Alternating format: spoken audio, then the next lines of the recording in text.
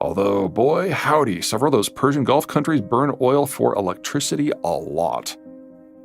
When burned in a modern power facility, natural gas typically generates barely more than half the carbon dioxide emissions compared to coal. Most American reductions in CO2 emissions since 2005 have taken place because natural gas has been displacing coal in the American electricity fuel mix. Somewhat similar displacements are in play in much of the rest of the world, most notably Europe and China. Most natural gas that humans use is transported via pipe, which requires far tighter economic links between producer and consumer. As such, most piped natural gas is produced in the country from which it is sourced, making the geopolitics of natural gas far less sexy writ large than the geopolitics of oil. Of course, there are exceptions.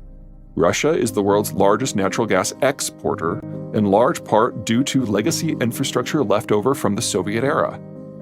But the Kremlin feels, not without merit, that piped natural gas generates geopolitical dependencies, and has extended its natural gas networks into Germany, Italy, Turkey, and China with an eye toward manipulating those countries' strategic policies. Results from the Russian viewpoint tended to be positive until they started invading their customers' neighbors. Natural gas can be chilled and pressurized and transported by ship. But that is expensive and requires specialized infrastructure, and so is only done with about 15% of the total. The supply-demand math for this liquefied natural gas, or LNG, is reminiscent of that for oil. Most LNG comes from Qatar, Australia, Nigeria, or the United States, and goes to Europe or especially Northeast Asia. That means when it comes to LNG shipments, producers and consumers alike should expect disruptions in natural gas supply as they will for oil. Taken together, these three differences don't necessarily spell out a brighter future for this corner of the global energy system, but instead a different kind of dark. And dark is the word. Oil is primarily used for transport fuel, so shortages slow human interaction to a crawl. Natural gas is primarily used for electricity generation, so shortages mean the lights literally go out. The most vulnerable locations are those most dependent upon massive natural gas flows from or through the territories and waters of countries that are less than reliable. Korea, Taiwan, Turkey, China, Ukraine, Germany, Austria, Spain, Japan, France, Poland, and India, roughly in that order. One more fun fact: natural gas is vital to places that lack it. Northeast Asia and Western Europe, most notably. They regularly pay $10 per 1,000 cubic feet for the stuff, and must navigate tetchy producers and tetchier transit states and outright hostility from neighbors. In the Ukraine war's opening act, prices quickly topped $40. But in the United States, natural gas is frequently a byproduct of its shale sector's oil efforts. The Americans often have to flare the stuff because they cannot build out their distribution infrastructure fast enough to capture it all. Once it is captured, it is typically sold into the system at or near zero, and even adding in processing and transport costs, most American end users get access at something less than 1/4 the cost of the rest of the world. Change the global system, and the only tweak the Americans might make in their natural gas setup is to start to produce some more on purpose so that they can process it into finished products for sale abroad. Finally, there's the fire on the horizon. Climate change. I'm sure many of you are wondering how I can go this far into a chapter on energy with barely an oblique mention of climate change. It's not that I don't buy the math.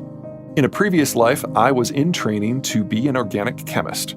The idea that different gases sport different heat trapping and light reflecting, the technical word is albedo if you want to sound smart, characteristics is pretty basic science, with well over a century of evidence behind it.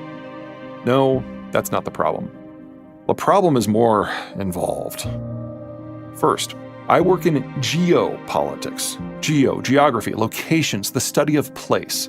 How dozens of geographic factors interconnect to shape how culture, economics, security, and populations emerge and interplay. If you tell me the whole world is going to heat up by 4 degrees, I can tell you how that will play out. But that is not what is happening.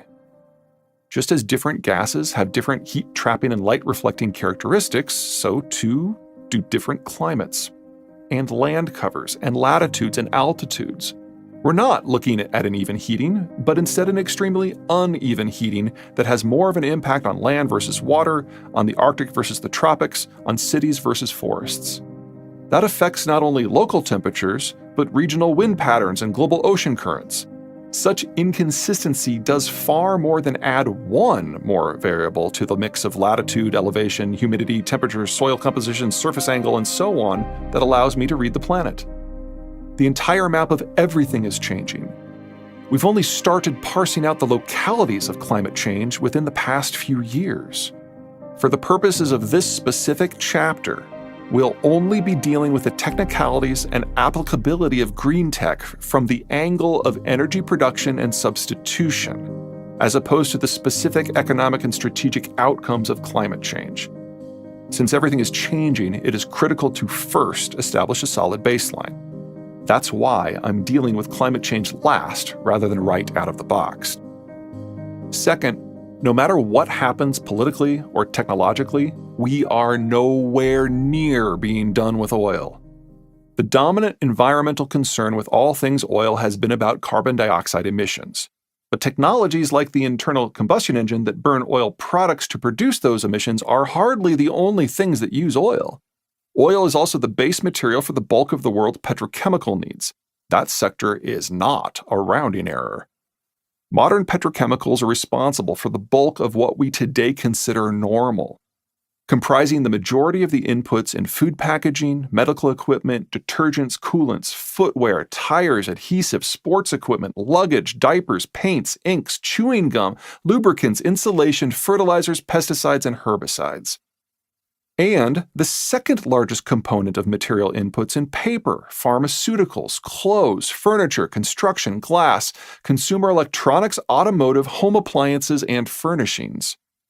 Oil-derived transport fuels do constitute the majority of oil use, nearly 3/5 to be specific. But petrochemicals account for a full 1/5. That's about as much as the entire Persian Gulf exports in a typical year. Many of these products do have potential substitute inputs. But in nearly all cases, that substitute is natural gas. Move beyond fossil fuel possibilities, and either the cost of the substitute is in excess of 10 times that of the original input, the carbon footprint is in excess of 10 times that of the original input, or more likely, both. Green tech does not make a country immune to geopolitics. It just shifts the view. Climate, temperature, land cover, resource location.